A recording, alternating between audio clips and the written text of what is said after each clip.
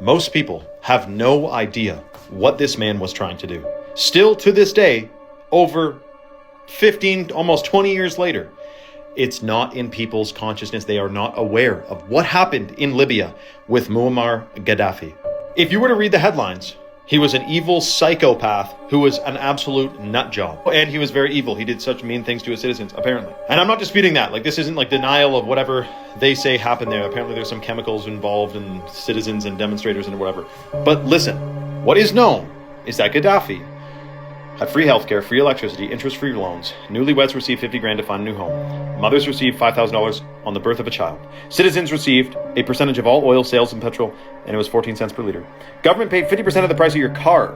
Unemployed Libyans received the average salary for their profession in benefits. But that's not the craziest part. Because you can do all these things and still somehow be evil, I'm sure. But what's not mentioned is the Great Man-Made River Project. You would not believe what this guy did to Libya to try to make it totally self-reliant, grow all its own food, have all of its own energy from oil, and be not indebted or, reliant on other nations for its prosperity. They went along in the middle of the freaking desert with trucks and tractors and excavators, and they tapped into and drilled into a gigantic freshwater aquifer underneath the desert.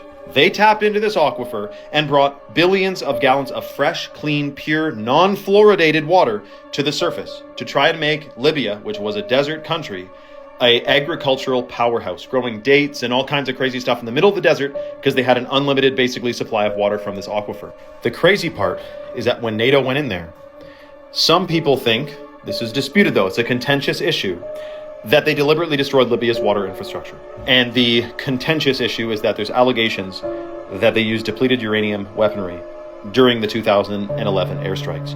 And apparently the justification was that the trucks that were drilling the wells looked like missile launching trucks.